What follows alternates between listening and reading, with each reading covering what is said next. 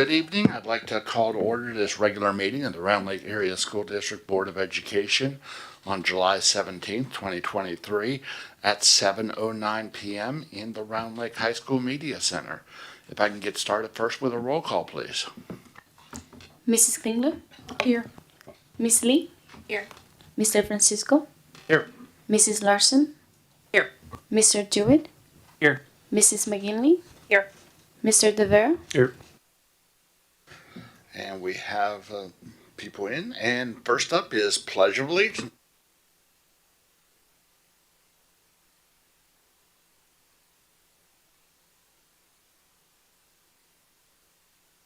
To the flag of the United States of America, and to the republic for which it stands, one nation, under God, indivisible, with liberty and justice for all.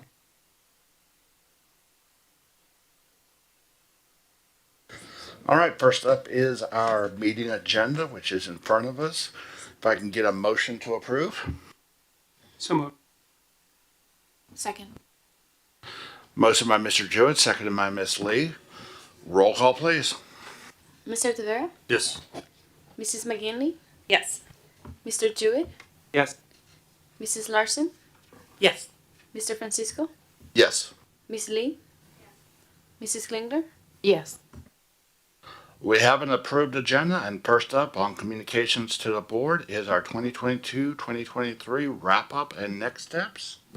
Yeah, so I'll bookend the presentation. I have a couple comments at the beginning and then some to wrap it up. I'm not sure how you feel about this, but we're actually not going through all 4 attachments. We're staying with the PowerPoint deck. The reason we included the other 3 is to provide a gentle reminder to the board that we did the student achievement presentation in December, wanted to also provide some additional greatness indicator detail, and then another gentle reminder that we have year 4 goals. The team will be sharing in the presentation. We have multiple team members that will be up here. Believe it or not, those of you that have been on the board for a while, we haven't had a normal cadence of this.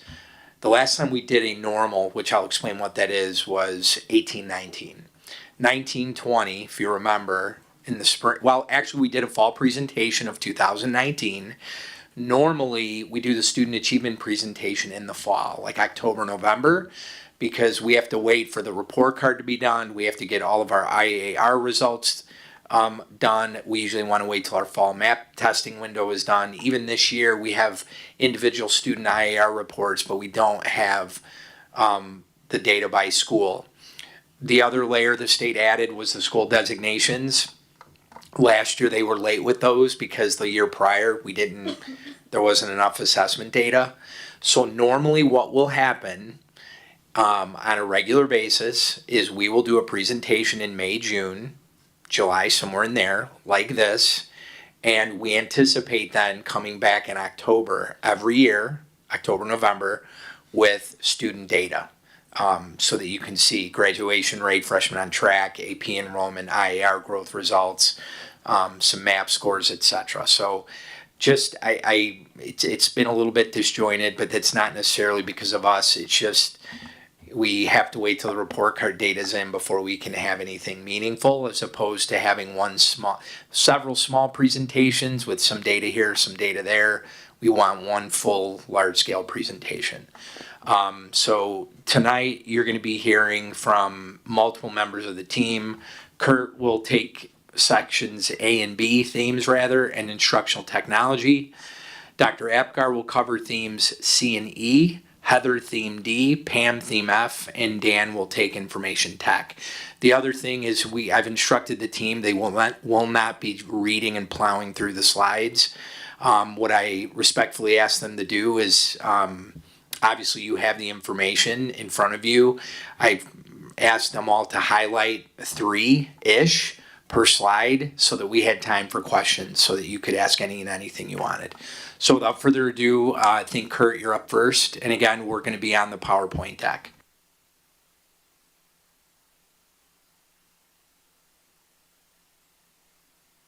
Okay, great. I was looking for the clicker, so I apologize. Apparently, we have it over there. All right, so I'm here to present theme A, teaching and learning. Obviously, you can see there's a very big slide up there with a lot of accomplishments. A couple of things we're going to focus on today. We did extend our competency-based education waiver with ISB. This was the first time that they had come out and asked people to kind of reapply and extend. That is very much the underpinning of a lot of the innovative things that we do here. We'll touch on a couple of course offerings and things that we'll be doing a little bit later in the slides, but that was really critical for us and will help guide a lot of our work moving forward. We did expand our department chair model into the middle school, which quite honestly, I don't know of another middle school that does that has that significant investment in teacher leadership and in instructional leadership at the building level.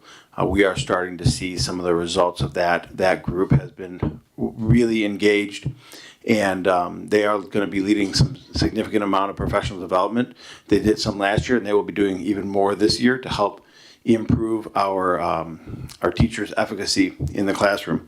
And then the last one I'll highlight off of here is something we'll be talking about a little bit later in the board meeting, but we did secure a significant amount of grant money and private donor money to renovate and add on to our early childhood center, which is going to, I think, be a real game changer for our community. That's a really exciting program.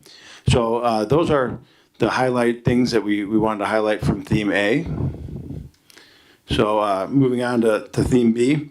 A couple of things we want to highlight. One is the community civics course. I know a number of board members were able to attend some of those activities. This was a great opportunity for our kids to get out and experience not only what it's like to be invested in their community, but to be leaders in their community.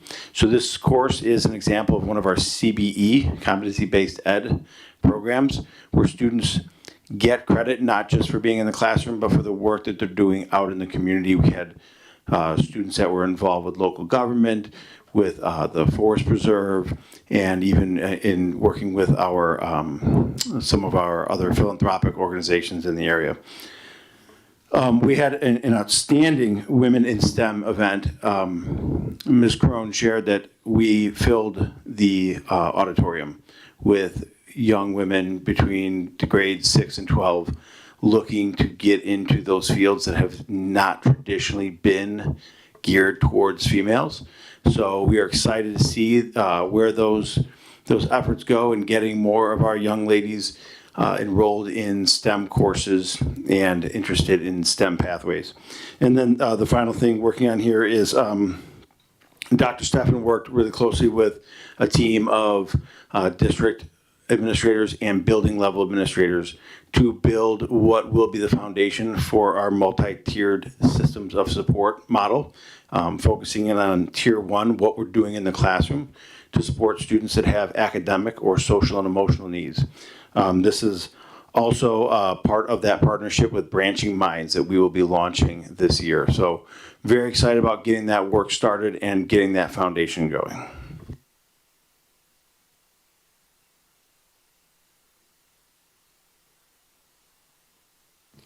Good evening.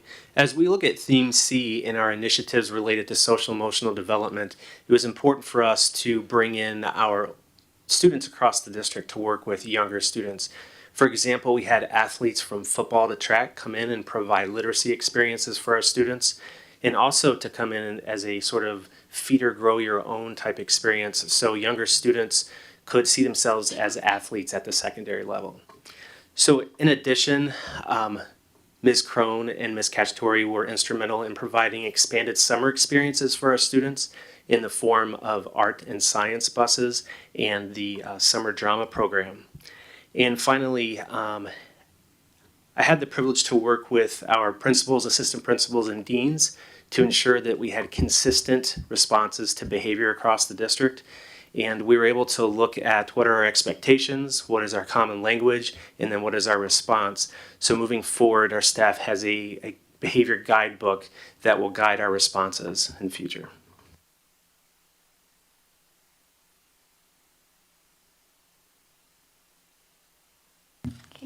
First, theme D, parent community and parent school partnerships.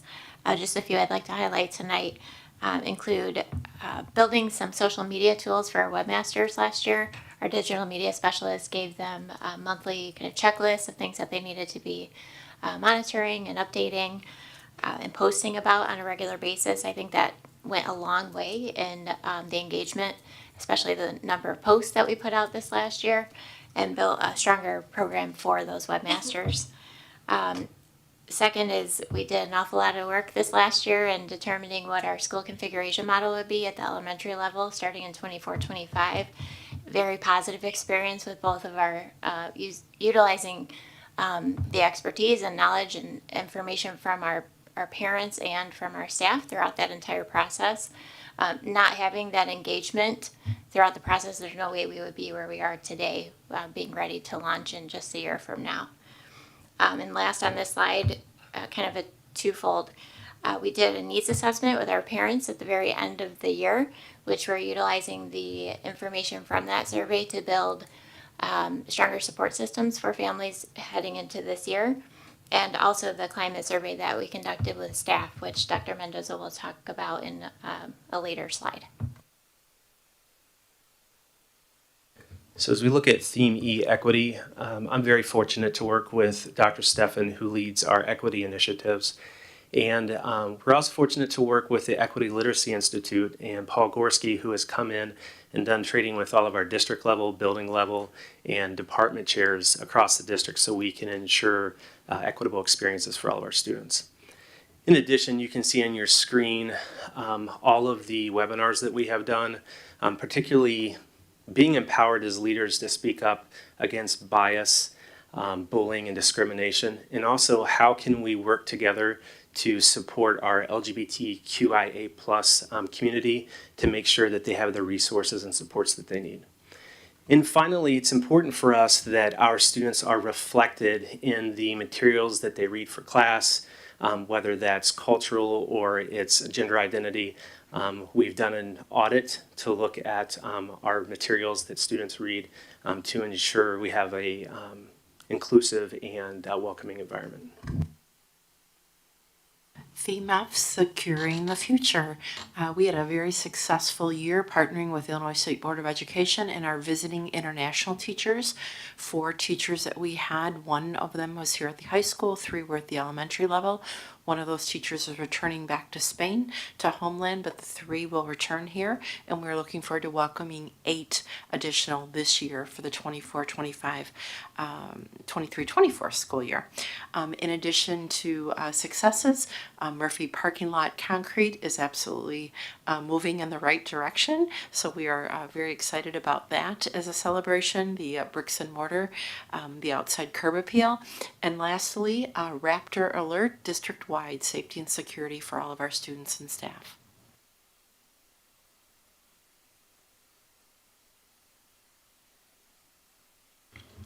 In the area of educational technology, a couple things we want to highlight here is the Ed Tech team working alongside our communication and engagement team to develop a series of parent partnership library videos to help our parents understand how to best engage with their students via the tech. I think that's an area that a lot of parents are uncomfortable with, so providing that support. Our team was very active in an organization called Let's Go Illinois. It's an Apple run organization. It's with networking and developing best practices and implementing Apple in the classroom to make a difference in students' education. And then finally, expanding our team with our ETAs, our Ed Tech aides, and in our last meeting, approving our Ed Tech support manager. They were able to provide services to thousands of students. It's actually hard to track, and we have some rudimentary tracking, but because students don't put in fix-its, they can't, having our Ed Tech aides do that, but being on the ground and working to problem solve with our students to get them back into the classroom as fast as possible. Okay, in the area of information technology, I've highlighted 3 items that are a little more unique and provide broader benefit to our overall district. The first being the first bullet point. Hermes Mondragon stepped into his new role as administrator and successfully led the upgrade of our network infrastructure across all school buildings over the course of this past school year. And because the project was ERA funded, we saved over $700,000 in the district. In the process, this was a huge effort that Aramis coordinated with the help of our TNO department to ensure downtime and impact was minimal. The last time we upgraded our network at this scale was my first year in the district, back in the summer of 2015. So it was a huge effort. Bullet point number 5, Kim Smith also joined our team as a new administrator, and as part of our department's ongoing commitment to project and technology support, she oversaw the closure of over 6,600 Fix-It tickets. Those are tickets for requests for help, as well as 66 new project requests. Last but not least, on behalf of our department, Nikki's team spearheaded a Careers in Technology career table, which is the second bullet from the bottom. The career table was at the high school and was an opportunity to showcase technology positions within our district that our kids could learn from. These are opportunities that they actually could think about as they're going through the high school. And as you know, we've had 3 former students on our staff, as well as currently we're hosting 5 student workers over the summer. So this is a very important opportunity for us, and it means a lot to our team. Thank you. The next, I think 4 slides goes into the greatness indicators. So if you remember when we built this strategic plan a few years back, this was one of the ways that we could measure success across the strategic plan. So it's broken down into 3 sections: superior performance, distinctive impact, and lasting endurance. And under each one, it gives you bullet points of examples of how we could measure success under each. And then the next slides, back to that one, at the bottom, there's a link to the full report. So throughout the year, we're doing our best to track the successes in each of these key areas. And then we just pulled out some for the next 3 slides. So for superior performance, examples there, distinctive impact, and then that last slide is lasting endurance. Again, you can see the full report on that slide 11.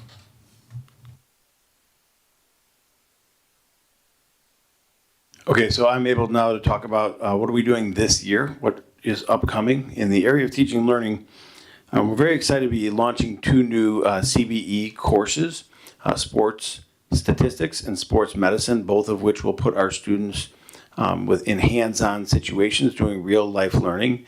Additionally, we are looking to expand other opportunities through CLC in our dual credit opportunities.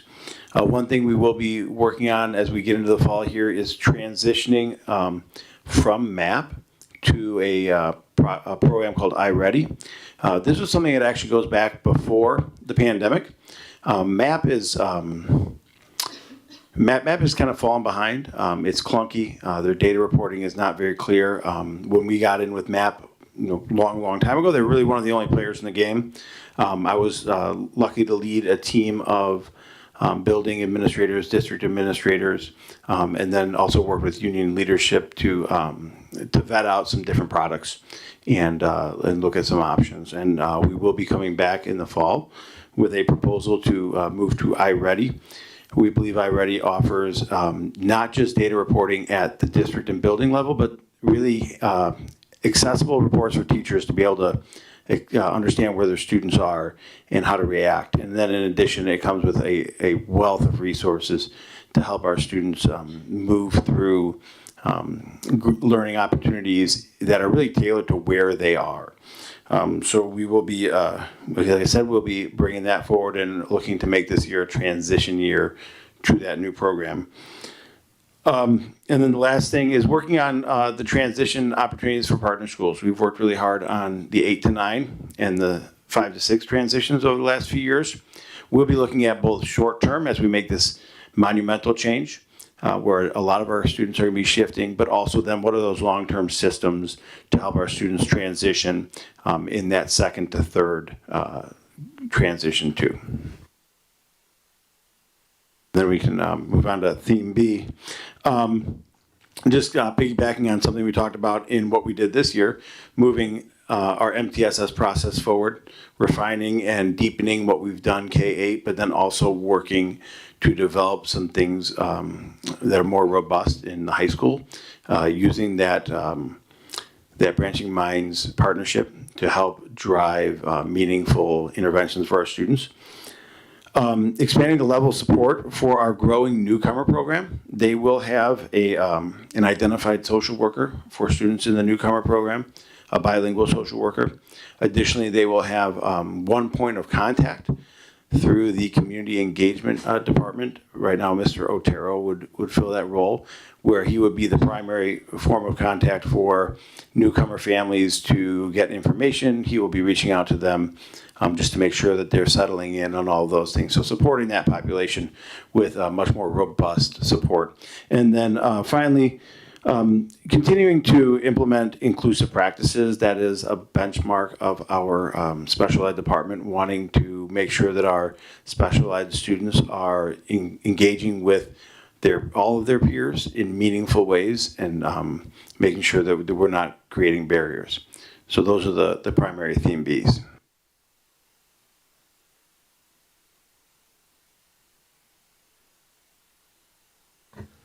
As we look at the social emotional development work to be completed in the coming year, morning meeting and homeroom is our primary vehicle to implement our social emotional learning curriculum. So we will be intentional about supporting those teachers who in turn can support our students. On a related note, Ms. Jane Farragon-Wilson will work closely with our SEL and behavior interventionists to help students build skills and also ensure a classroom structure that allows students to be successful. And then the final point for social emotional development is the one I'm most excited about. Mr. Peterson and I were trained as train the trainers for restorative practices, and we're really looking to revamp how we address behavior that really reflects a contemporary student. So in the past, our discipline wasn't always related to the student's offense, because either they were removed from the setting or the discipline just didn't line up. And moving forward, we'll be able to hold students accountable for their behavior, but also allow them to learn skills and to also do what they need to do to repair the harm. So we're really excited about social emotional learning and restorative practices.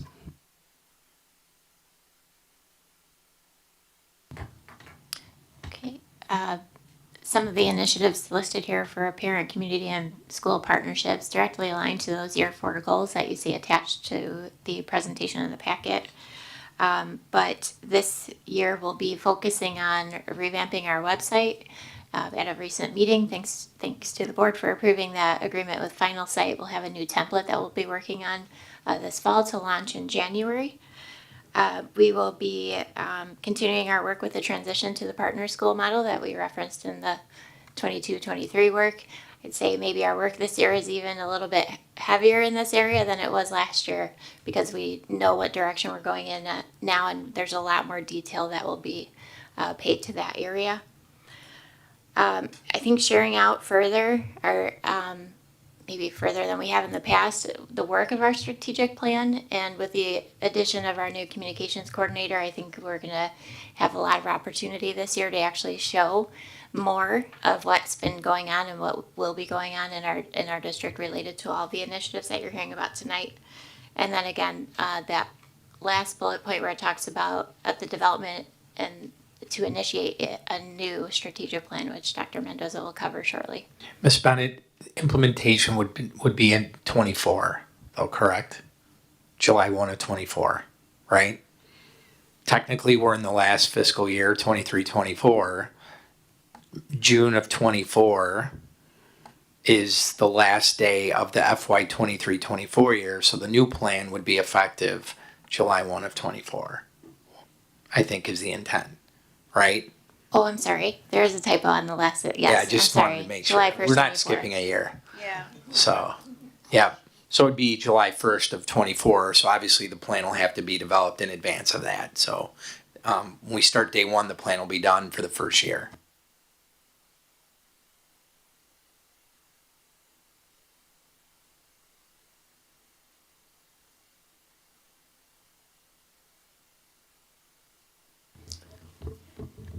So consistent with the work that we have been doing, the next step in all of this is really to provide support for our teachers. So we will look to provide instructional coaching for our department chairs and staff to ensure that our teachers are able to create and be aware to have an equitable classroom. In addition, Ms. Fontana spoke about the Conscious Campus contract in the Finance Committee. So we'll be looking to work with Conscious Campus to help our students develop awareness related to bullying, diversity, and inclusion. And then finally, equity audits are never completed. It's a continuing process to review our materials to make sure that our students are reflected in the materials in the courses as they learn, and also that we ensure that there is a welcoming environment here in the district. So transitioning to theme F, securing the future, we will continue to monitor the markets very closely. We're very proud that in fiscal 23 we earned approximately $1 million in interest, actually $1.3 million, not that anybody is really counting except me. But we are hoping that with the market continuing to be on the rise, we're going to be closer to $1.5 million, if not more. So we are working on that. In addition, we are looking forward to elaborating and strengthening the partnership model. We have purchased a mobile classroom that has 2 classrooms. It's one unit with 2 classrooms and includes bathrooms. And so we're prepping and transitioning for that partnership model, in addition to making that successful transition with the staff for the start of fall of 24 when that new model is in place. So in the area of ed tech, moving into this year, the team will be working to develop K-12 digital literacy pacing guide to make sure that our students are prepared for success in the digital world by establishing a continuum of skills that are age appropriate. We have both of our middle schools led by their principals, will be participating in Apple Professional Learning, where they will work with a cohort to improve and develop a deeper understanding of using those tools in the classroom. And then finally, we were able to use some ESSER money to purchase some Zoom classroom equipment that came in the spring. So really looking to find opportunities to make learning come alive for our students using those opportunities in those Zoom classrooms.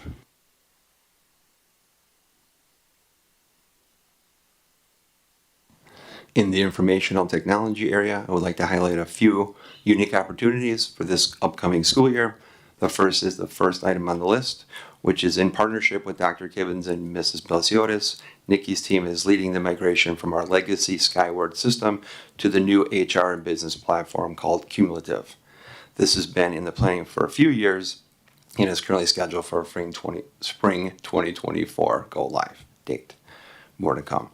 The third item on the list, we are currently actively engaged in a migration of our data center and backup infrastructure in alignment with our cybersecurity efforts to ensure our systems are up to date with the latest technology, as well as our systems and data remain secure. Our data center was last updated 6 years ago. Last but not least, the fifth bullet point from the bottom.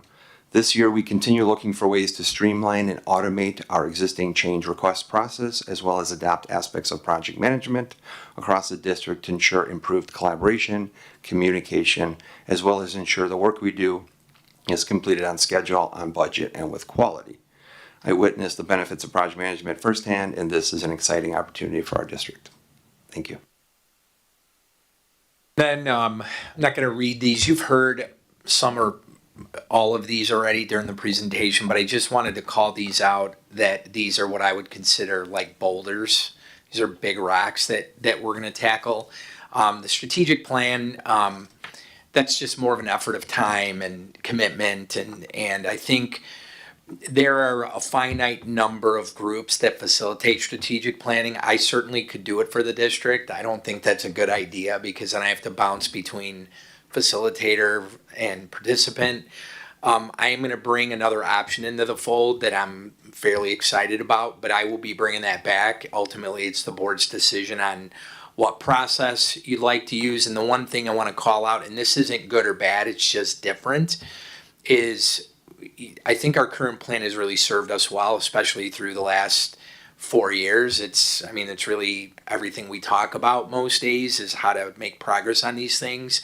When you look at our current plan, you see goals, but they're primarily process-based goals. We're going to kind of flip that a little bit and really focus on student metric-related goals. It doesn't mean the process is gone. In fact, the process is probably the most important piece, because if you implement the right process with fidelity and you do it the right way, that's how you get good results. So I'm kind of excited about where this is going to head, but really looking forward to sharing more about that. Partner school transition, Heather is the project owner for that. I know she's super excited about it, but really the entire team to my left and across from you is going to be critical to ensuring that goes off without a hitch. I'm very confident that we're going to facilitate a smooth transition. We met with the association today. We're all on the same page. We do anticipate facilitating some transition activities during the school year next year to help the staff start to interact with each other given the changes in configurations. We're doing a lot of work in climate culture just coming out of the pandemic. And I think, we have a really, really great opportunity to continue to improve in this area. And I will tell you just initially, we're going to be we sent out a significant climate culture survey to help attract and retain staff. Hanover, which you supported, I can just tell you right now, with this one project, with the amount of work they've done, they've already paid for themselves. And there's no way we could have hired somebody for double as an employee and we would not have gotten access to not only the information, the quality with all the research behind it, but the ability to sort and filter data by question. It's just something we haven't had ever since I've been in the district. So very, very excited about that.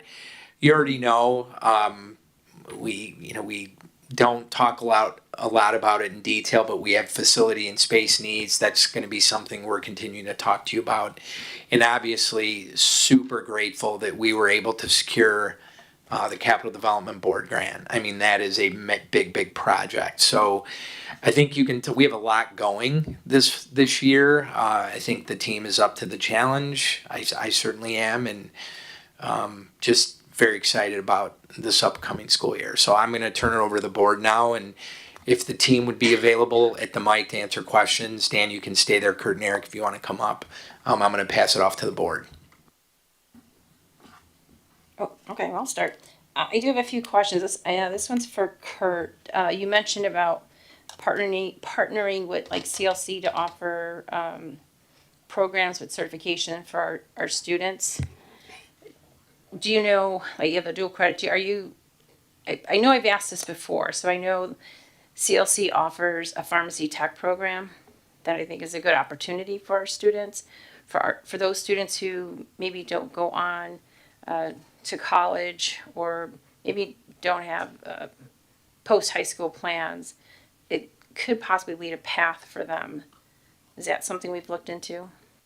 We haven't at this time. Right now, our focus is primarily on getting our foot in the door with some more gen eds to help our students as they most of our students that go Dual to college. credit. Yes, I'm sorry. Dual credit. Our dual credit efforts have been focused on the gen ed type of classes. Most of our students that go to college go to CLC or start there. And so we want to give them a leg up, save them some money. As we get into that, I think we would look to extend the number of pathways that we offer. And if that's something the board's interested in, we definitely could have that conversation with them. I think the other thing, if I could just add to that, is one of the big hindrances we have with dual credit is the credential requirement. You have to have, is Jess Crone here? Right here. You can correct me if I'm wrong, but you have to have a master's in a content area or 18 hours in a content area. We had a meeting, I think now, which has been 3 weeks ago with them, and I'm very optimistic that we have a solution to increase that if our students are interested, rapidly accelerating dual credit opportunities. I think on the recent report card, I might be a couple percentage points off. We have about 65 to 70% of our kids that attend post-secondary institutions, and of that, 50% go to College of Lake County. So we're talking 150 kids, 150 to 200 a year. We just have to keep pushing the envelope.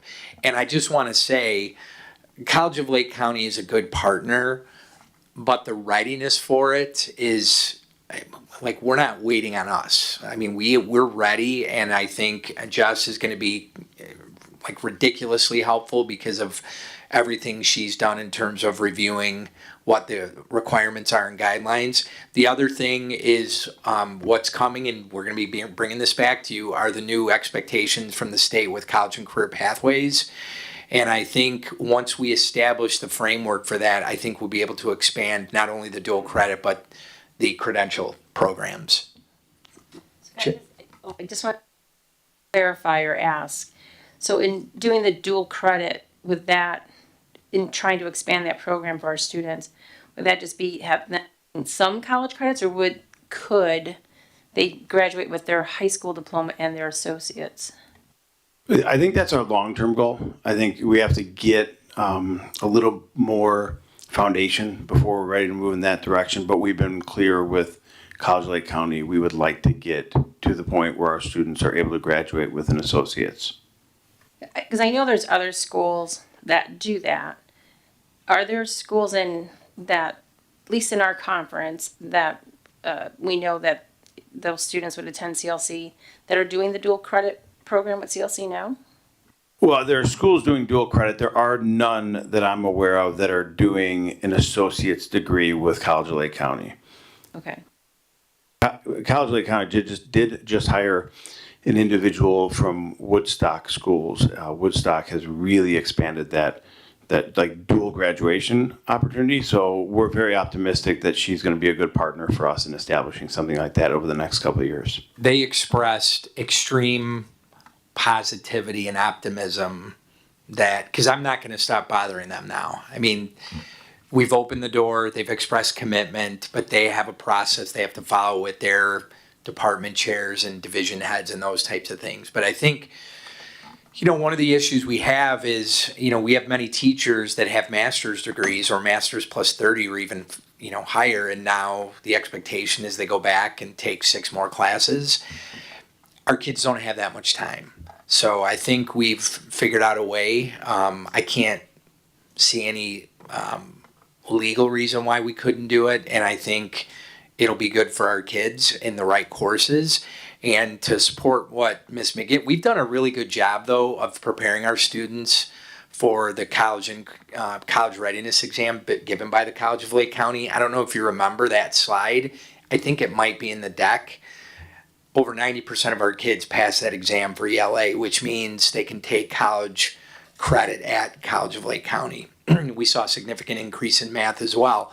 But in the cases where we don't have students that are ready, then we can maybe offer those preparatory classes in the district so that when they leave, they can take credit-bearing courses. So we just feel like and then we haven't even gotten into the financial benefits. Even if they don't get an associate's, let's assume they get 4 courses over 2 years. That's still better than, maybe they go to CLC for a year or like 3 semesters before they're done. So we just feel like it's very, very, very important to me. I think the team would agree that I've been talking about this a lot lately. I think the financial benefit to families, when we get there, I know we will, if our students can graduate with their high school diploma and associates, is huge. I remember when I attended my son's college freshman orientation, the student next to him, she came in with her associates and high school diploma. So she went right in as a junior, only had 2 years to get her teaching degree. I was jealous just from the financial aspect of it. So, it would be huge for our families. I think I've asked this before, but is a local community college the only avenue to get college credit from? No. However, we are required to go to them first. The state law that passed a couple of years ago requires us to work initially with CLC, then it requires us to seek out any Illinois community college that might be willing to offer it before we can then go out and seek other opportunities. So they really have the right of first refusal. But they don't have the right of inevitable just delay. No, they don't. They don't. I think that the delay is more in the nuts and bolts rather than the course offerings. But if we wanted to go with a course that they didn't offer and couldn't offer, then they would have to let us go and look outside. But it has to do generally with the course offerings. We were approached, it was, I think, May, by the Equity Lab. The Equity Lab is funded by the Bill and Melinda Gates Foundation, and essentially it's a dual credit model. And it's significantly funded. It's easier. Like, they make it easier. It's not a grind. The model is a little bit different in that you actually end up earning dual credit from different colleges and universities all over the country. There is a certain segment of our population that would benefit. But as I started thinking through that, I'm like, why can we do it there but not the college? And so that's actually what prompted the meeting. So I think I'm very, very optimistic about this. That's all I want to say right now. 100%. Well, but I flat out. So the Equity Lab is, I think, just started a partnership with North Chicago. I believe they work with Chicago Public School System. They work with school systems in Virginia, New York. So I guess I fully agree. I think some level of competition kind of incentivizes people to operate quicker. And we actually talked about that with the College of Lake County, that we had been approached. But as Dr. Rowling said, any course that they would offer from any university, we'd have to bring it to them and say, can you offer this? And some of the courses, they just wouldn't be able to. So we have some options. Additional questions from the board? How long, Scott, yeah. So the CBE approval, how long does that go for? Because that is you had stated it's an important element in terms of how we're, thank you. I'm going to let Ms. Crone handle this. She's our current CVE expert.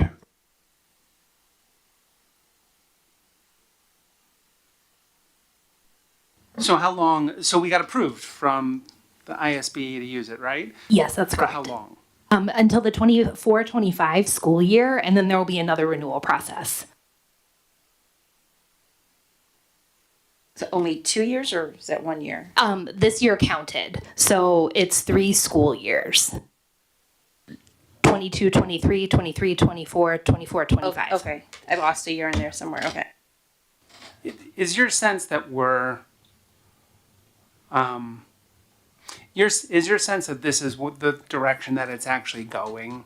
Or are we, in a way, could we potentially be vulnerable of having to pivot how we're doing some of our educating? So as far as like education as like nationally, no, this CBE is the way that we are moving. Illinois is actually a little bit behind. Many of other states have already actually adopted like state competency models and things like that. So I would say there's a big push within ISB to start doing some of this college and career preparatory work in a little bit of a different way. And Mr. Jude, I would also say, I don't want to underscore the importance. I'm not saying this is good or bad, but the change in leadership. The new state superintendent is a former LUDA superintendent, understands the model. And I think because he's been hired, many of us are optimistic that this is just the beginning. I think, I actually knew Dr. Ayala. I think when COVID hit, it just kind of paused everything and we got stuck in the mud a little bit. But I would tell you also at the Illinois State Board level, I testified, or not testified, maybe it is. I spoke to the Illinois State Board, and there's like the state board members very, very optimistic and excited about the potential with this. I think their interest, though, is to use measurable outcomes to establish, is it effective? Is it like working? It sounds great, but is it working? So I think, that's the other thing is just in addition to standardized test scores, there's additional outcomes you can look at. Number of internships, number of dual credit opportunities, those types of things, so.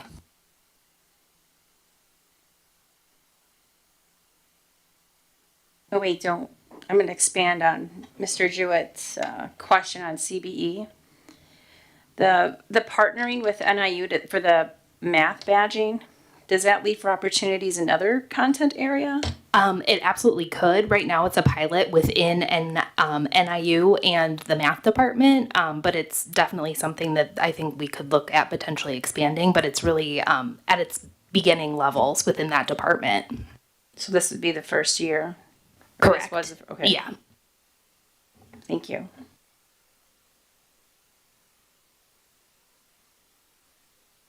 That's all I had for CBE, so.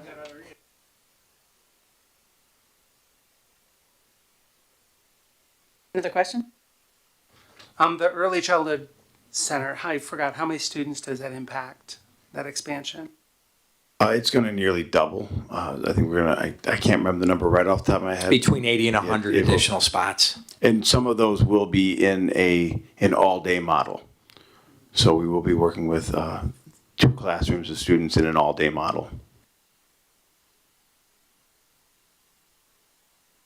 A different question. So the shifting from a provider of map testing to a different provider, will those changing tools delay comparatives, which then could potentially make the reporting that we talked about hasn't been smooth because of COVID and because of other things? Does that end up just creating a reporting issue? There's a crossover, right? There's a crosswalk in terms of iReady scores and MAP scores.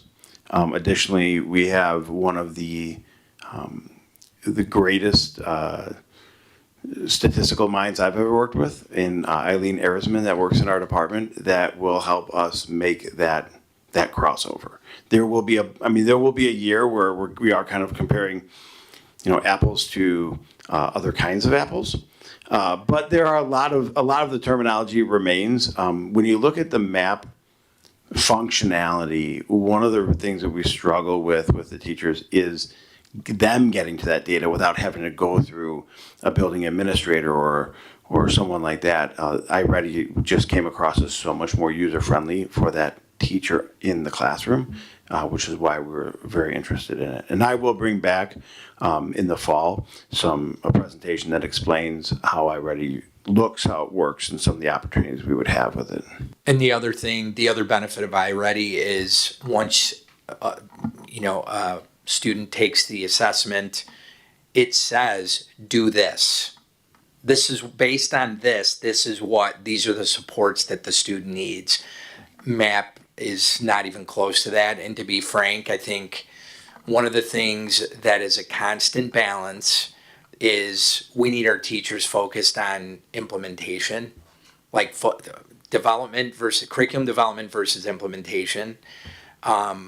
We obviously want them involved in developing curriculum, but we also want them focusing on implementing it like really, really well. So I would say I'm a huge champion of iReady. It's not new. They've been around. They're in some of the larger school districts Kurt will bring all that information back. Who else uses it? What are the satisfaction levels? I think cost comparison is fairly similar as well. So.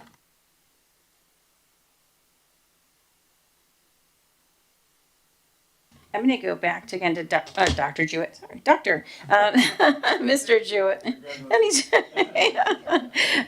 the construction grant for the preschool. So you said we'll expand to about 80 to 100.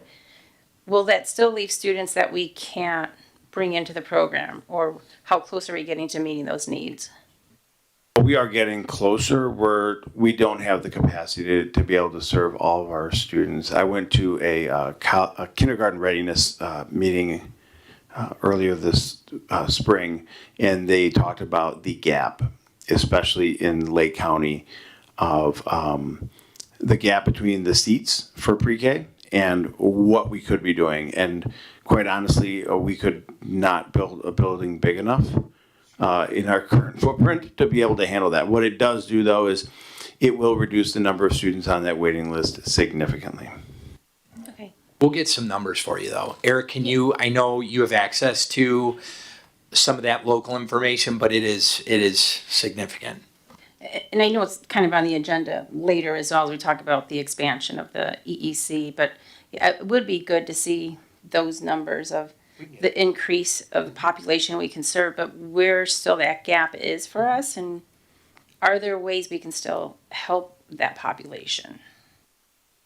Yeah, and I think I can hand it off to Dr. Apgar, but that is some of the work that they do through the prevention initiative too, is serving some of those kids. So this expansion will not just impact what we're able to do with our actual preschool students, but also we'll create a whole new opportunity, and you're going to see some pictures later of how we can bring that prevention initiative really to the next level. Okay. Ms. McGinley, what I would say, what's really nice about this expansion is it really has something for all of the students we serve at the preschool, traditional preschool, full day preschool for some, and then preschool for some of our students who have the greatest needs. Thank you. Let's see, do I stay with you guys, or, because I have a few questions, but I guess I'll stay.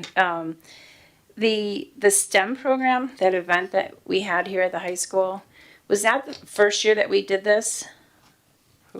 I'm going to let Ms. Crone speak to that. She was really involved in the planning.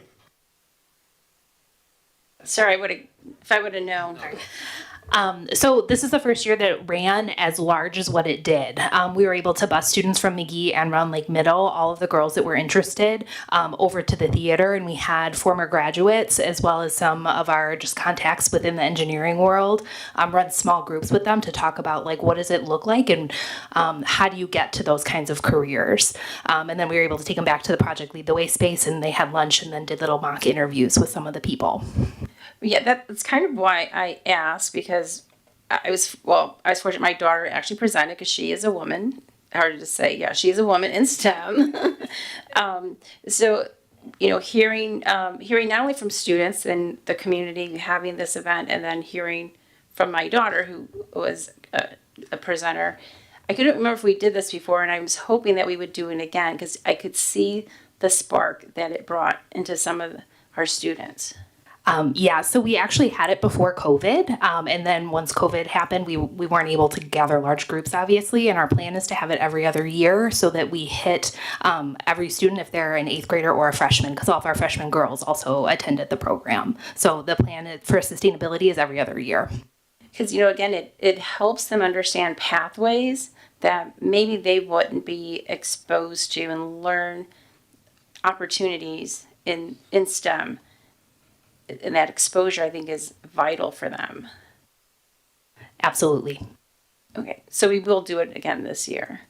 We will do it again next school year because the students had already attended now, the current 8th graders, and so we'll do it the following school year for the next crop of 8th graders so that they attend either when they're 8th graders or 9th graders. Okay, thank you. All right, I think Dan's up now. I saw in your presentation they closed 6,600 Fix-It tickets. Is that just from that year? Did I read that right? That's correct. One calendar year. Did we just close? I mean, that's a lot of tickets. It goes to the emphasis we've had for a few years now for providing support across our team. It started back with Betty Hartwig in that role, and now Kim Smith has taken that on and has done a phenomenal job of taking us to the next level. We have dedicated eyes within Kim's team that looks at every Fix-It ticket that comes in and assigns it to an internal technician or a specialist, depending on need. So that's 6,000 tickets. Do we have an SLA, a service level agreement of where we try? You know where I'm coming from. Now you're talking my language. I know. What do we have for that metric? So we have a dashboard internally that looks at all of our SLAs across Fix-Its. This goes back several years now. I'd have to guess 5, where we defined an SLA based on priority of fix-it, high, medium, low, and then critical. In essence, a high, we shoot to get a high closed within 24 hours or 1 day, a medium within a week or 5 work days, and a low within 2 weeks or 10 work days. That is our predefined SLA. It's been in place for 5 years, and we have a dashboard that we check and do analytics against that. I don't have it in front of me, but I can certainly report that out in my upcoming year review of technology. All right. Well, That's I one of look the forward to items that we put on our list. I know, just, okay, so perfect. I look forward to hearing that. Thank you. You're welcome. That's all I had. I just have to. You had mentioned, Dr. Epgar, about let me pull my page up. About restorative practices for managing behavior. I am not familiar with that. I just wondered if you could like cite some examples.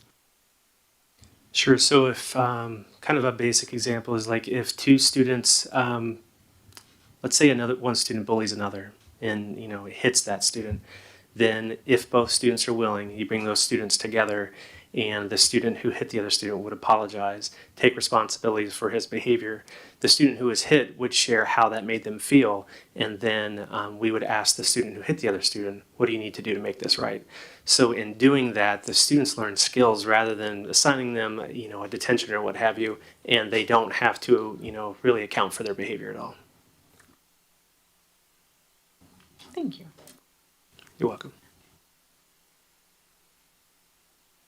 The other one I had was relating to theme D, parent, community, and school partnerships. On the bullet point, they say support 2024-25 partner school transition, but I would just like to know more about that. So we've begun working on a spreadsheet of areas that we need to work on this year. All those details that I talked about in the initial presentation. So things like staffing, what does that look like?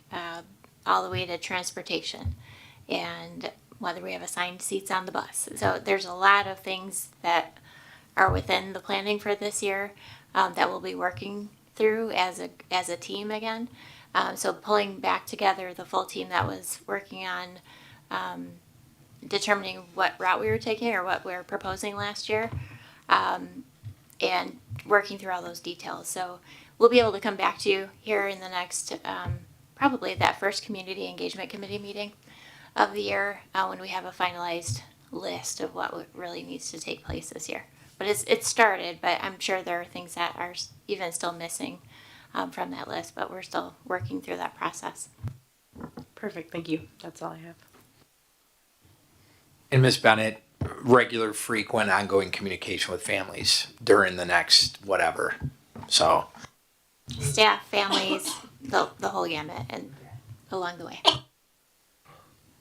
My quick high level question, again, thank you for the details that were included in the packet, so thank you for that. When it comes to the different, this one's probably going to be more directed at Dr. Apgar. When it comes to the board actions that we've had to do in regards to specific students throughout the year, I know we were supposed to get a recap on that. I'm well aware that it probably wasn't in here due to privacy situations, but when can we expect that one? I'm glad you asked that. It is ready for you, and it will be provided in August. Thank you. Any additional questions?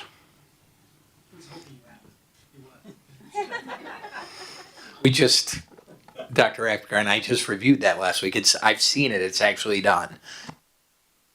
To Dr. Mendoza's credit, he did ask me for it. All right, well, thank you very much. Well detailed, excellent recap. We thank you very much for it. And let us move on now. And we've already kind of touched on it, but let's move to the Early Education Center renovation and addition updates. Good evening. I'm excited to stay up here a little bit longer. This is a really exciting project. I want to introduce Andrew Phelps from STR. He has been on the project with us from the beginning. I just want to remind everyone that this journey actually began in the fall We met with STR, came up with some concepts, brought them to the board. With the help of Dr. Mendoza securing some private donor money, we were able to work with that, get the $6.4 million from the state and the local monies to get us to $9.9 million. We have been, ever since we found out we received the grant, we have been working with STR on the design process. Our goal was to create a space that really reflected the young learners. And so you'll see a lot of bright colors. You'll see a lot of things that we hope draw imagination and fun. We want this place to be a place of joy, the best place in the district to go when you're having a bad day. So we are excited to share our progress on this. And I'm going to turn it over here to Mr. Phelps.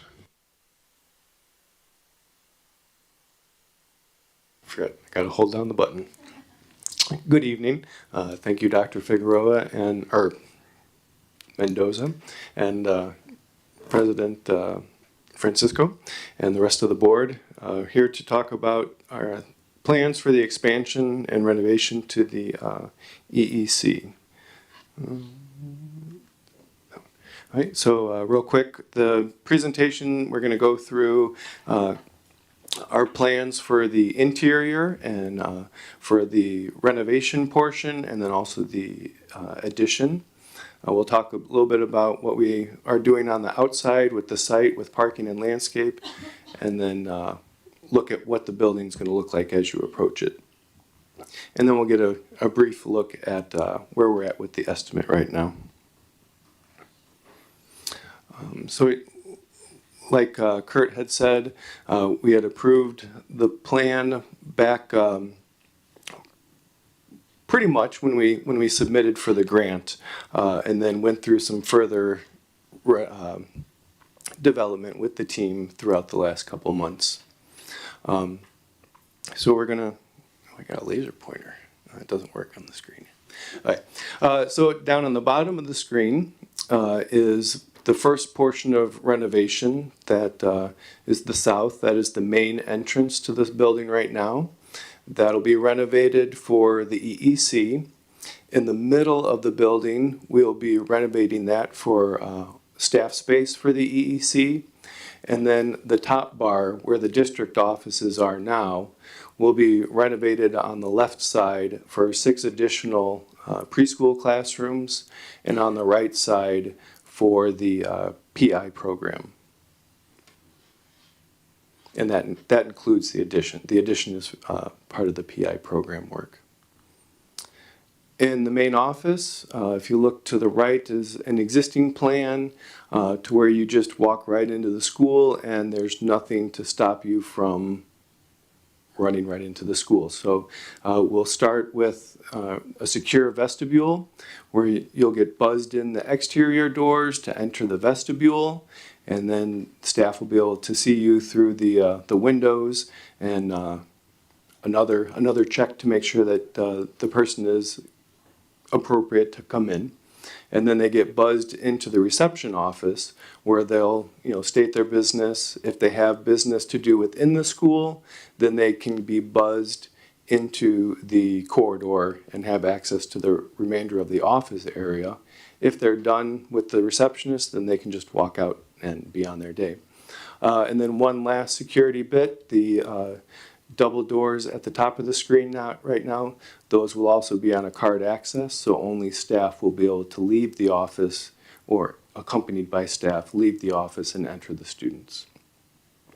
Then on the left, we're renovating some of the existing offices and providing a dedicated conference room.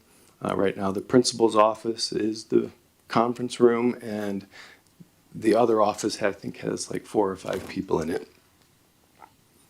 And then lastly, expanding the nurses station, provide area for 2 cots and a restroom dedicated to the nurse, and then removing the staff toilet out of the reception and into the hallway, so it's a little more private-ish,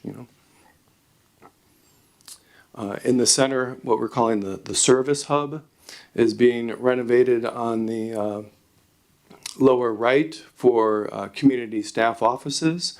We have space in there for, I believe it was 12 staff to work in there at different desks. They'll clear out the area in the front and some of the classrooms that are being used as offices.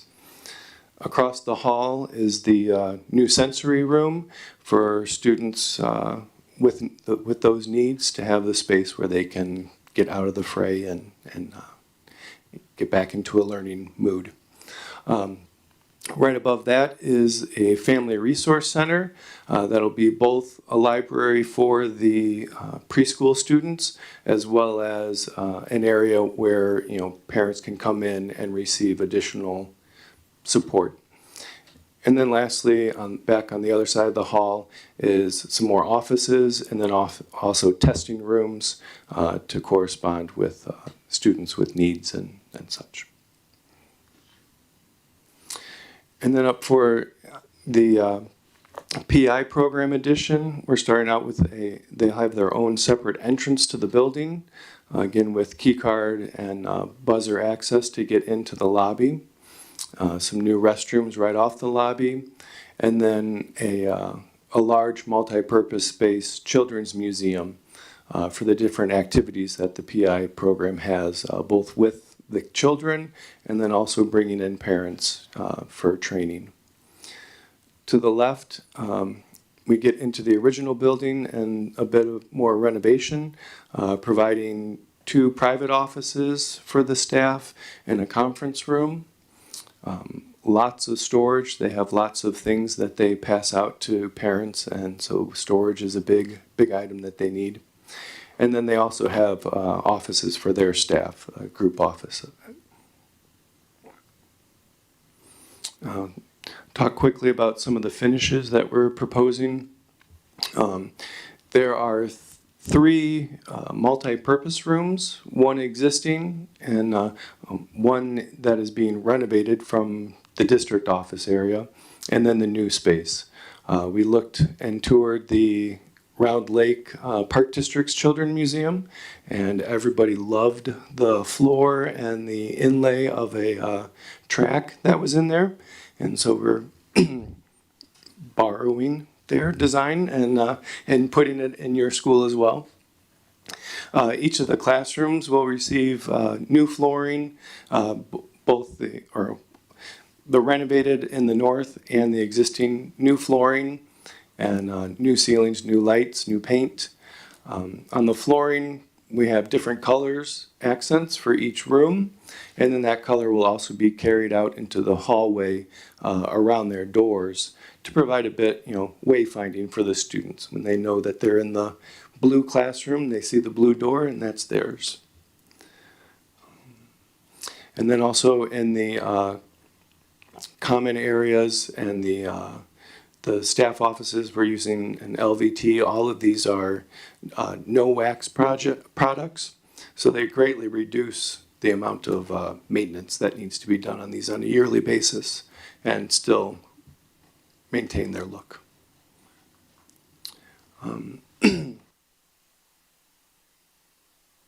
Here's a couple of views of the new Children's Museum, the multi-purpose room that we're adding. It's going to be a large volume with wood scissor trusses and some clouds in the sky to help with acoustics and to brighten up and enliven the space. And then some themed tack panel acoustic boards on the wall as well. And then in the renovated space where we're creating the second multi-purpose room, doing a little fun work on the ceiling with some acoustic panels to provide a cloud-like look, and again with a tack panel sound absorber on the end as well. Now moving on to the site. In our grant proposal, we included improving the existing parking lot in addition, in support of the addition, and then there's some work around the parking lot bus turnaround to improve the curb and replace some of the asphalt that's been damaged over the years. And then, so the existing parking lot with minor reconfiguration, will serve the building and provide parking spaces that are required for the daily use. We were asked to provide an alternate bid to expand the triangular shaped parking lot, make it a little more regular shaped, provides more parking spaces, but more importantly, it provides parking spaces when parents are going to be there, not just staff. So that we'll be able to house more functions in the building. And then on the exterior, proposing new landscaping around our addition, something to enliven the space, provide interest both in the summer and in the winter when students are there, with looking out to make sure that the materials are low maintenance and there's no berries that drop from the trees or things like that would become possibly a hazard to the students. And then lastly, a look at the exterior of the building.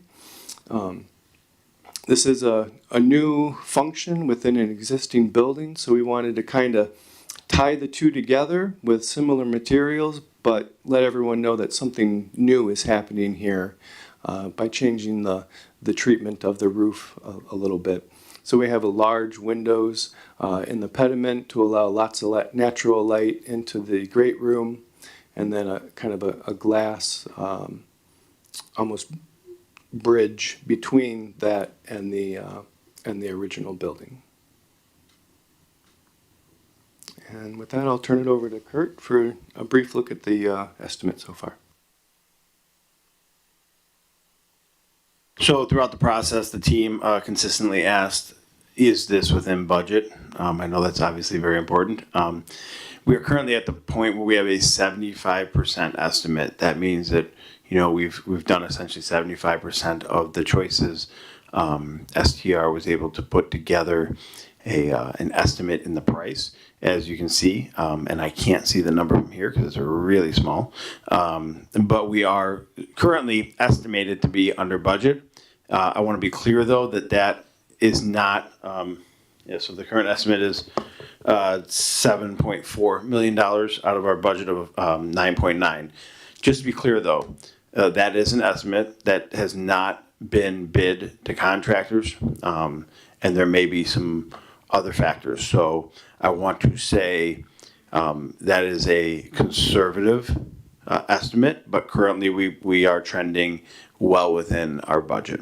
And I just want to clarify, when Dr. Rowling talks about percentage, there's not necessarily a correlation between percentage and the estimate. So you should not expect a 25% increase in that estimate. They're basically 75% done with the design. But I mean, you can look here, it's almost done. And I did talk to Ms. Costanzo, and I think they're closer to 90% done now. So when we get an updated figure, we'll bring that back to the board. So I say that to reassure you. It doesn't mean 75%, so that's only 75% of the price. That's not what we meant to imply.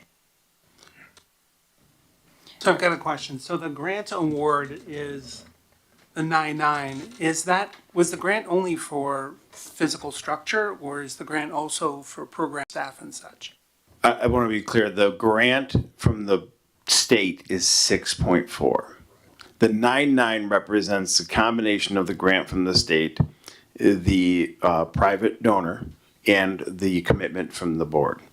And it can be used for furniture. It can be used for anything within the structure. Not staffing. Not staffing. No. Yes. So there's another, the early childhood grant supports that as a percentage. So yes, this is to build it and to furnish it and to make it usable. I'll just jump in. Not really based around the numbers, but I know that this is what we're looking at. We haven't gone to contract yet. What kind of time frame are we looking at, and what kind of estimated disruption could we see to the existing EEC structure as we start going back to school for 23-24? Yeah, so first of all, our timeline is to open in the fall of '24. It will open in the fall of '24. So the only thing that would preclude that is if we can't get an air handler or an air conditioning unit or something supply chain related. I actually talked to Miss Costanzo, who's one of the principal architects, and she said she feels very, very, very good about where we are, and we're starting really, really early. So I again, I always leave myself like 1% out. I anticipate opening on time. Then let me refocus my question. Obviously, the construction is going to be going on during the 23-24 school year. What kind of disruptions do we anticipate having for the students who have to still use that building for this current year? We don't anticipate any disruptions. The two sections of the building provide a buffer. Any site work that would be going on during the school year will be happening back at what is the current ASC entrance, which is very far removed from the parking lot and from the students. So we've worked with STR to ensure that there won't be a disruption of education and that the students will continue to learn as they have while we do this work.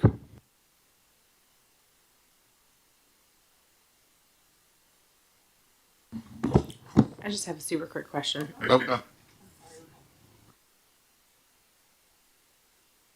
My apologies. The family resource area on page 6, you mentioned like parents, like families would be able to go there. Is that like a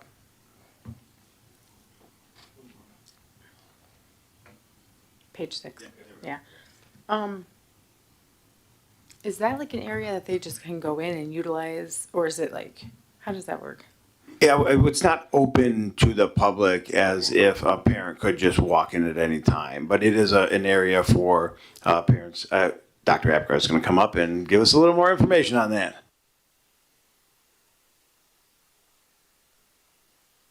So we have several different staff who will meet with parents in that space. Some of them are the child development liaisons in the prevention initiative for birth to 5 program who will meet with families for either small sessions or some type of small professional development or consultation about their children. And then also within the EEC, they have a parent liaison who will also do a similar thing. How do we connect learning at school with home and assist parents with, student behavior at home, and then also, the ages and stages. How are my students or how are my children doing with their development, and how do I help, facilitate that? Thank you so much. Thank you. I was thinking something different. I appreciate that. You're welcome. So I'm going to jump on board and make sure we're all aware. At no point are parents going to be running amok in the building without an adult with them that works for the district. We have been very purposeful about putting in, the doors with key access at a number of joints so that parents maybe using the PI section can't wander into the EEC, parents can't move from the hallway or from the office complex into the building. We've been very purposeful about that throughout the planning process.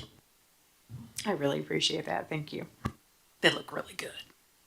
It's also important to note that Mr. Fink has been involved in the development as well. So he's had a say in, how parents access different parts of the buildings, and at no time will parents be able to be where students are without being escorted by district staff. The secured vestibule, so I'm glad we're adding that to this building. Does this now make all our buildings have this secure vestibule model? Or what do we have left? I just want to be clear, we do have a secure vestibule at the EEC. No, I know we do, but I meant this model, like we changed Murphy, Indian Hill. This type I should have specified. Okay. Yes. Yes, all of our buildings have a secure vestibule. Some of them look a little bit different than others, but they all have that secure vestibule model. Right, I know we do, but they have to come in. There's a secure vestibule and they're led right directly to the office versus, how the models that we had before. The only exception to that is the high school, where they are greeted by a safety assistant and then escorted from the front door to any of the main It's offices. a little different for the high Yeah, school. but that is the only exception to that. Okay. And I'm just piggyback off that because of that vestibule again. If I'm remembering the structure there, that's how the students get in and out right now. So that goes back to my original question of what kind of disruption as we start rebuilding that entrance during the school year. What are we anticipating? Yeah, I want to clarify. Any renovation that happens during the school year will happen in the section that is currently considered the ASC. There is a series of doors that separate the two buildings. Anything happening during the school year will happen to the north of those doors. All of the other renovation that's happening in the current EEC will not begin until the school year is done. And we're still confident of the timeline there because you're talking at the end of May for that and then opening the whole structure in August. Yeah, I would say that this would be on a similar scale as what we're doing at Beach right now.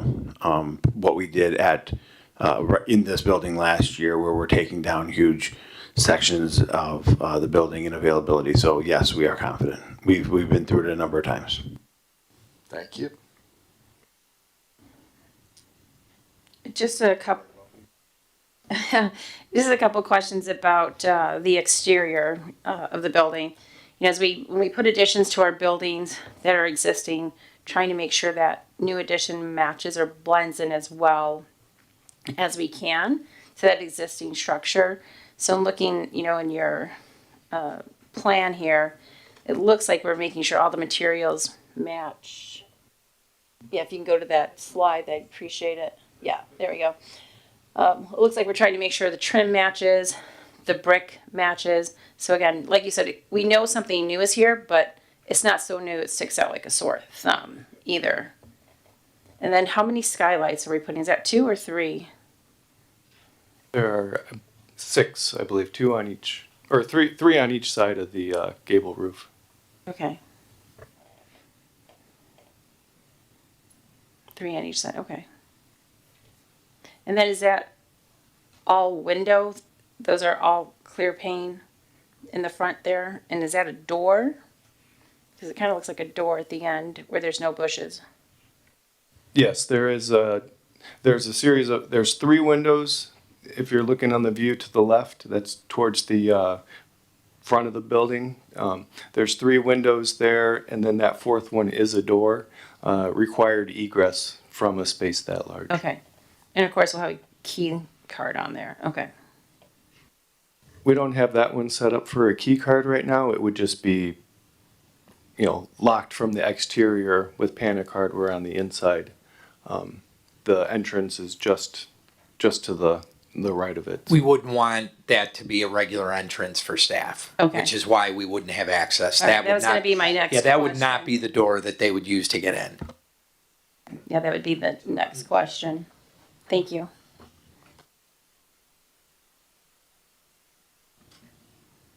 Any additional questions? So as we talk about the EEC project, Dr. Mendoza, we had some conversations, you know, as we know, with all our construction projects, for everybody's tenure that's been on the board, they can run over cost, and not to lead to, you know, any surprises in my finance report, we're going to have some change orders already on some summer projects that we're doing currently. As you know, we use Allied Partners this summer, or last summer, for some HVAC renovations or upgrades. Last summer, Village School, next to the EC being one of them, where it gave us no change orders. They came in, they did the bidding process, and it went well. It really did. There are a few things we've learned as you know, while that is something that they do new in working with us and our expectations and what we want, they've definitely learned. And I know I reported out, hopefully you remember, I reported out after we completed those projects last summer.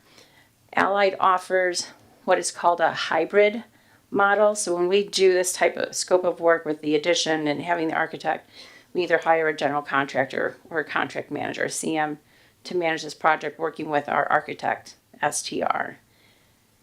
Allied offers a hybrid model where they would do the performance contracting for the HVAC, because obviously this is going to require HVAC as you see in the renovation. But they would offer this hybrid model where they would be the CM or the contract manager, and they would do all the bidding process. So they brought this forward, and again, it would be no change orders. They would go out to bid. So I had a couple of questions that I posed to Dr. Mendoza if we could do this. One being, will this grant allow us to do this type of model? Because as with every grant, there are provisions and prerequisites that we have to meet to use that money. So that's the first question. Because as Dr. Rowley mentioned, this project is funded by grant money, private donation, and then district fund money. So there's the funding of this project is coming from 3 different buckets. So, but again, majority of it coming from the grant. So what does the grant allow? Which it does. So Dr. Mendoza vetted that question, again, making sure we could do that, and we can. So I met with Allied because I had questions. While they do performance contracting, that is really their thing, this hybrid model, they are fairly new with, but they have done some projects. So Silvis District, which probably nobody, I'm assuming nobody's familiar with Silvis District. They've done a renovation with them with 12 classrooms. They've done other schools. I forget the other districts. District 59. District 59. So they've done other projects. So we got their feedback. The reason why we explore this hybrid model is the no change orders. We've had some painful construction projects with the high school addition, the football field, with change orders and going over the budgeted amount. With this hybrid model, Allied would come in, they would work with STR, review these plans, go through everything, and there would be that guaranteed price. If they miss something, just like they did with the summer HVAC project, it's their dime, not ours. So we explored this opportunity. Well, I asked some questions. Again, STR is still going to be the architect of record. They will be the architect. Sorry, my finger was getting tired. They will be the architect. They will own that project, and they work for us, not for Allied. So anything that still goes on with the project as the architect, they still report to the district, not to Allied. So there would be no conflict there. Went over a few things. Also had Mark in on some conversations. We know the importance of having Mark here and why we have Mark here. And he's definitely proved why we have him here. And he was part of that process. Again, it's the cost, control of the cost and the no change orders is why we vet this. Now, and I did tell Dr. Mendoza in talking to Allied, just doing my own research, having an HVAC background, that's what I did, as I call BC, before my kids. And looking at all that, I would support them doing this project because we're adding just the great room and then renovating the rest of the building. If it was actual classrooms, I don't know I'd feel comfortable with that right now. Because Silvis, they're still doing that project. They're about complete, but I would like to get their feedback once that project is complete and what those classrooms are. Because as we know, we've had some growing pains with our classrooms in the science wing that we're still trying to correct for our students and staff. But for this project, I would be comfortable with. As you saw, it's 9 million plus. Yeah, 9 million plus is the funds that we have for this building. you said 75%. Is that estimate of about 7 million? Is that correct? 7.5. Seven and a Yeah, half. $7.4 million is the 75% estimate. Okay, we'll say 7.5. We'll round up. 7.5. So we still know there's some things to be done. We also know, as with every construction project, when you build your home or you renovate your home, there are always things that come up. It's inevitable. But to what cost and to what change does that come back to the district? Any questions? Just a couple of comments. That's a lot of info. Essentially, Mark, there's gonna be one point of contact. So part of the job is green, so it's energy saving. So Allied still is gonna have to do an RFP for all of the work after reviewing the plans. And then on the CM agreement, I've already checked with the attorney, that's a contractual service. So we just have to make sure that that service is acceptable to us. The attorneys will review it. You're not going to know the difference. The biggest inconvenience, to be frank, is for Pam, because there's actually a fourth bucket.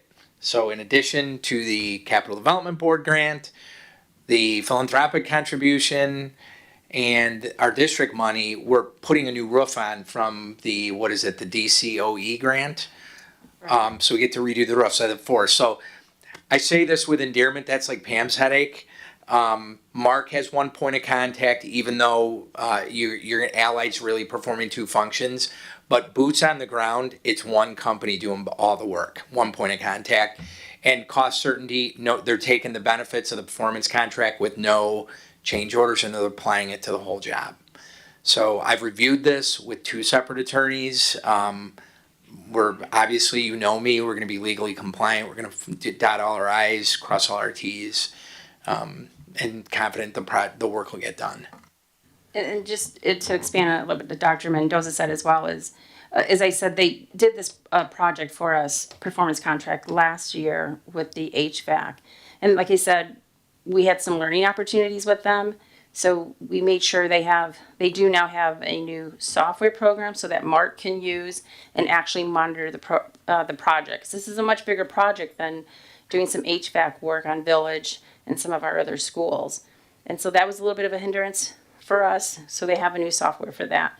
The other thing was the accounting. We had some growing pains with the accounting. And again, with this having 4 buckets where so we know where to bill and where those dollars are allocated and charged, they have a new accounting software to support that. So those were like all the questions I had and went over, because again, it's important when we do these projects, one, cost, having the right people, and are they able to do the work? And Mark also just flat out asked them very high levels of technical skill and expertise from their contractors, their engineers, their boots on the ground. So I'm very confident this job will be done to your satisfaction. We'll still have a CM on site, just like we will with any project.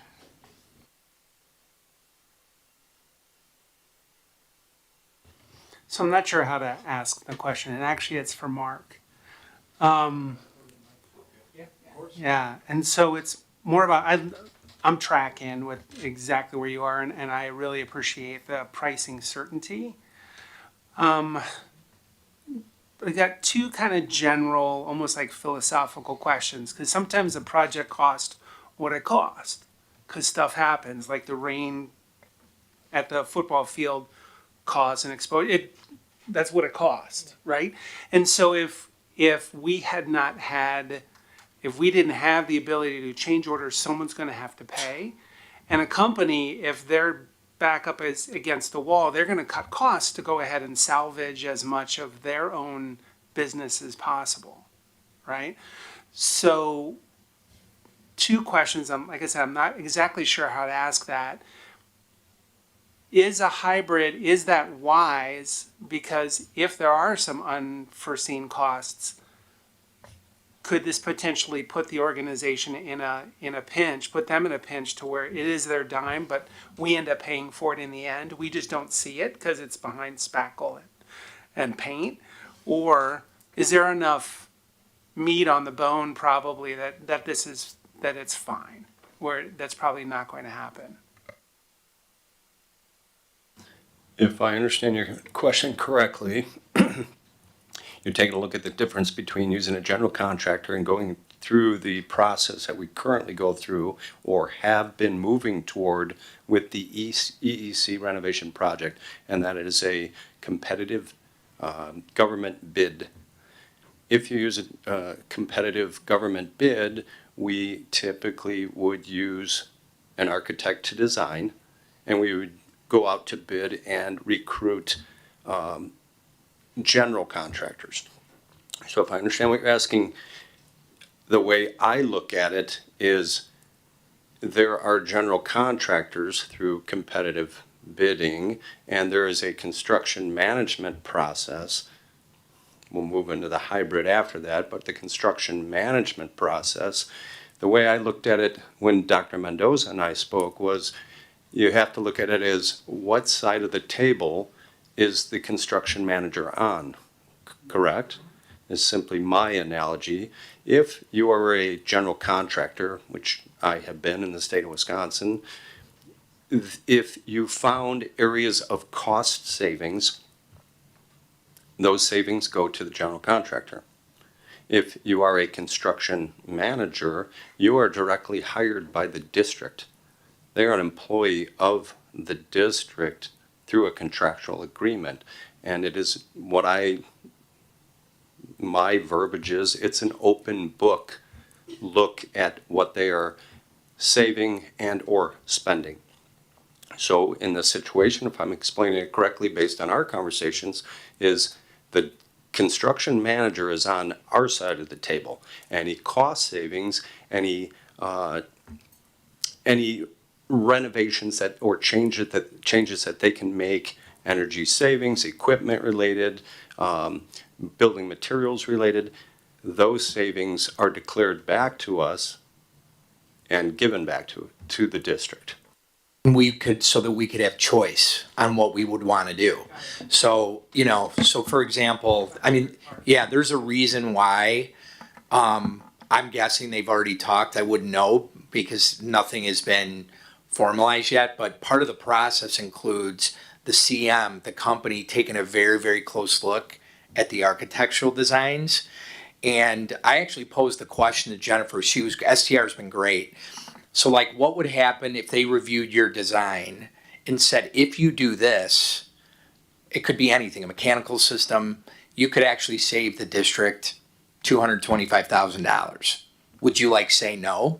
They said, of course not. That person would be obligated to share that with the architect, but also the client, which is us. So then we have choice. And the other thing, and we have such a very thoughtful board, is in a traditional general contractor process, there's probably a 20% contingency built in. The CM actually publicly bids all of the work too. So they also build in contingency for that. But the incentive is to make sure they don't miss anything because they know they're on the hook for whatever they miss. The one exception is usually asbestos because you can't see it. Right? You can't pull stuff back because by then it's too late.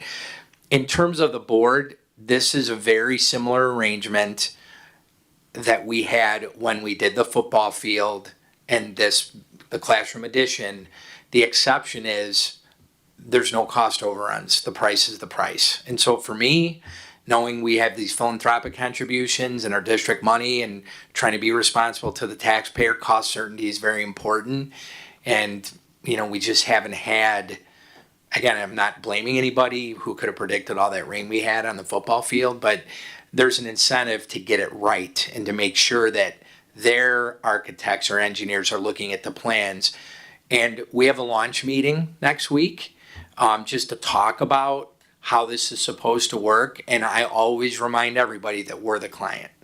We're the client. So, and I feel like STR has been doing a really good job for us. And I feel like Ally did a great job for us last year. And we're a large unit district and we have a lot of projects to do. And frankly, you're all very connected. I mean, there's an incentive for doing a good job for us because we would tell other people that. So I feel very, very confident, especially having Mark as the second person sitting on our side of the table. Our first one, actually. And I guess just to kind of expand on that, in talking with Ally, one of the examples they had shared how Mark said what side of the table you sit on.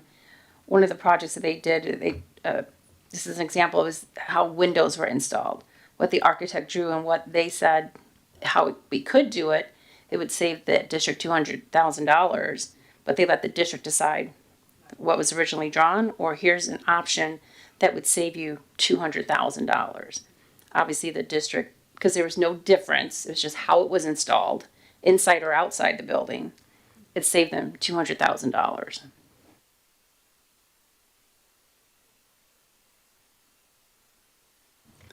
Did that sufficiently answer your question? Any other questions? Thank you all very much. Great job again. We appreciate it. Thank you for being here and coming to our board meeting.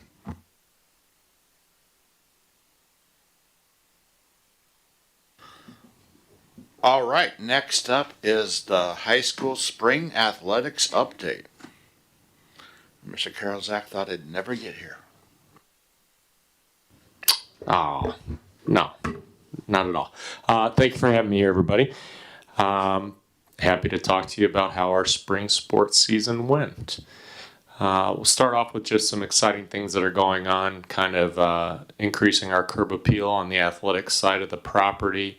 We've added some really nice windscreens to our tennis courts that I just think really pop. The kids love it. I've actually seen people stop in the middle of the road to look at, which is not great. I don't think it's caused an accident yet, but I think that says something when you've got that happening. I saw on Facebook a comment. Someone said, "Yeah, I actually went up there just to look at them again." So that's cool that we can provide those sorts of things for our kids. We've got the next phase of that, similar types of windscreens that'll be going up inside and out front of the stadium. And those have already been ordered and are on their way, and hopefully will be up at the start of school or shortly thereafter. And then next week, we'll be doing some vinyl work on the exterior doors on the back side of the building, the storage shed doors, those sorts of things, just kind of a facelift, a little pop. And it'll match the vinyl branding on the windows above door 7. If you haven't had a chance to see those, please drive out of the parking lot in that direction tonight. I've driven by that a bunch of times I don't go that way when I leave, but sometimes I do just because it looks so stinking cool and I'm just so excited for our kids. Same sort of thing on the commons windows out back. So we're really excited that we're doing those sorts of things because it definitely sends a message, not just to visitors on our campus, but also to our kids. This, I can't stop talking about this. This is in our I hallway, and I'd be excited about this if we had paid thousands of dollars to an outside contractor. But from soup to nuts, that entire project was done by our design students. They took the photos, they did the filters and the artwork and the Photoshop and all of it. And then we actually had a local company whose owner is an alum come in and teach our kids how to install the vinyl. They printed the vinyl themselves and they installed it themselves too. And so I just think it's such an awesome thing when we're able to meld the curricular side of things with the athletics and we all benefit. I feel like that's right. Along the same lines, just looking at our outreach and partnerships that happened during the spring with our feeder programs. Both of our middle schools were able to have not only practices but meets in the stadium. One day we coordinated our boys and girls track practices with Round Lake Middle and McGee's so that our coaches were able to do a coaching clinic of sorts for them and their athletes. So again, just trying to work on that vertical articulation and integration between our middle and elementary school athletic programs and the high school. We are working on a fall baseball intramural collaboration between McGee and Round Lake Middle. Mike Mostalski, who teaches at McGee and is one of our varsity baseball coaches, has been heading up that effort. So the planning for that is ongoing. We also increased collaboration with the guidance department for junior planning night this year. We had a guest speaker talk about best practices for student athletes and their families when it came to the college recruiting process. That's what that photo is there. Next steps along these lines, hopefully the board will vote in favor of our contract with Honest Game to give more hands-on access to our athletes and their families on what the requirements are for academic eligibility to be a college athlete, and also short-term goals to help accomplish those long-term goals. We're also looking to make sure that, and this is a next step that's been on a couple of these presentations. I had this on. Some of these are redundant because we haven't quite gotten there yet. So just keeping you apprised of where we're at, but making sure that every contest between Round Lake Middle and McGee, when they compete against each other, that it's hosted here at the high school to give them that cool experience, get excited about being a Panther. We try and make sure that our athletes of the comparable sport are in attendance. This wasn't in the spring, but a perfect example. Our wrestling program, the day that McGee wrestled Round Lake Middle, our wrestling team had practice in the morning so that the team could be there to watch and cheer them on. And so, we're excited about making that part of every sport that our middle schools play, so we can get them excited about that. And then just making sure that for not only our middle school teams, but community feeders like the AYSO or Avon Township that feed into Round Lake High School, making sure that we have some sort of future Panther Night event for them. I was actually just texting with my soccer coaches earlier tonight about trying to set something up like that for the AYSO. And I was in a group text with our new head baseball coach and Dan Novosek, who actually runs Avon Township Baseball. Dan and I were in Cub Scouts together, so I've known him for a long time. So I'm pretty confident we're going to be able to capitalize on that partnership. This was mentioned in the the end of your report from the beginning of the meeting here, some of the vertical articulation with our middle and elementary schools through the athletic program. Kurt Rolling and I have had seasonal alignment meetings with the middle school athletic directors. One example of some of the things that we've gotten all aligned on are policies related to state trips, which was an important step in the right direction, and also really cool because we got to use that policy quite a bit this winter and spring. A number of athletes at the middle schools and high school making state trips. Continued with the elementary school intramural jamborees at the high school in the spring, and that was very successful. And then we also continued with the practice of our athletes visiting our elementary schools. Members of our boys and girls track team and our boys tennis team visited Beach Elementary for Read Across America Day. We actually had a trip set up to go to Beach's Field Day as well. And then that's when we had the leak here at the high school and had to go remote. And I didn't have buses, so we didn't get to go. Actually, I heard a number of our older students who drove did attend. So that's kind of neat when doing that, giving back to the community and being a role model for our younger kids is something that resonates with our athletes and something that they take pride in. They didn't have to do that. So, so that's exciting. So next steps there, just looking for opportunities to expand on that collaboration with our elementary schools in particular. some social media highlights from the spring season. You can see here increases in both Facebook and Twitter. Instagram, again, still coming down from summer bot posts from last summer. We averaged 81 posts a month per platform from March to May. Again, I have to give credit to Janet Walsh there. Janet is a dynamo when it comes to telling our story and promoting our brand on social media. Also, a ton of help from the communications department. Katie Holland has been a huge help as well. Top posts, varsity girls soccer winning their bracket of the body armor tournament. That was very exciting and very, very cool. Our college signing day that we had the first week of May, celebrating a number of our athletes who are continuing their careers, and both their education career and their athletic career at the next level. And then the Daily Herald's all-area team, that actually came out during the spring. So even though girls basketball is a winter sport, that post was during the spring season. That was also very popular. Oh man, I should have made that bigger. All right, well, you guys have paper copies of this.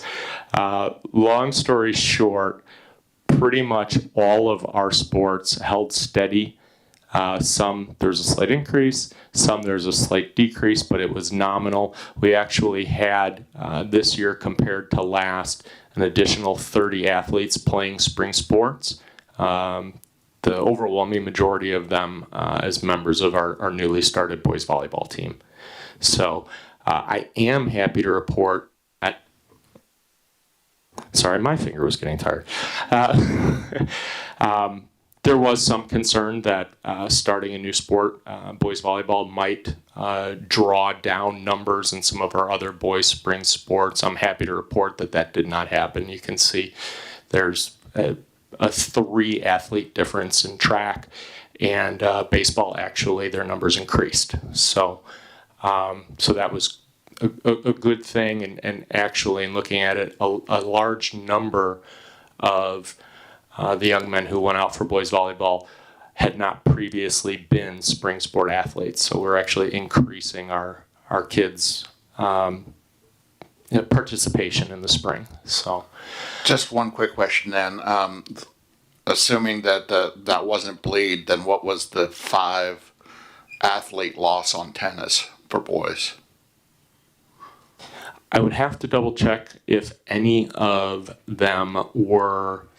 I don't believe any of our volleyball players were tennis players the year prior. Really? Okay, I'd have to look into that.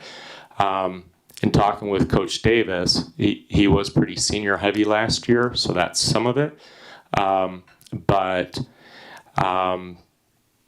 not a significant number, but no. But you're right. That to your point, those are the lowest our tennis numbers have been in the last 4 years. Now, some of that's COVID also, but Coach Davis and I did meet several times talking about, I guess his frustration that he was running kind of a razor thin margin to field 2 levels. He has said that the making the tennis courts open to our community has helped. He had more participation in his summer camps this year than in years past, and he's excited about the future. So it's his belief, and he's been here long enough to know that that was a blip on the radar. So, but I'll keep you apprised of that this time next year. All right, let's go into some of our individual team updates. In the spring, Allied Sports plays soccer. They were undefeated during the regular season and finished second place at the conference tournament. They had 5 12-sport athletes that were recognized at our spring senior awards, and that was probably my favorite part of the evening. If you were there to see the smiles on their faces when they got their 12-sport athlete plaques, it was pretty cool. And it just reminds you why we do this.